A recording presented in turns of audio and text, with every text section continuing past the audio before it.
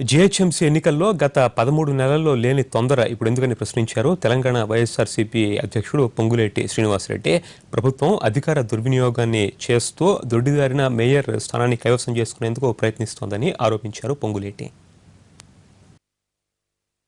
అయ్యా 13 నెలల నుంచి లేని తొందర కంగారు సుప్రీంకోర్టు ప్రమేయంతో జనవరి 31వ తారీఖు నాడు కటాఫ్ డేట్ ఇచ్చిన సంగతి మీకు తెలిసిండి కూడా ముందు షెడ్యూల్ని ఏదైతే రాష్ట్ర విభజన చట్టంలో ఒక లొసుగుంది ఆ లొసుగు పట్టి ఈ ఎన్నికల షెడ్యూల్ని మార్చొచ్చు అని ఒక కార్యక్రమాన్ని మీరు చేపట్టారో డొంకదారిన ఏ రకంగా మేయర్ స్థానాన్ని కైవసం చేసుకోవాలని తహతాలాడుతున్నారో యావత్ జీహెచ్ఎంసీ ప్రజలు గమనిస్తున్నారనే విషయాన్ని ఇప్పటికైనా అధికార పార్టీ గమనించాలని ఈ వేదిక మీద నుంచి తెలుపుతున్నాను.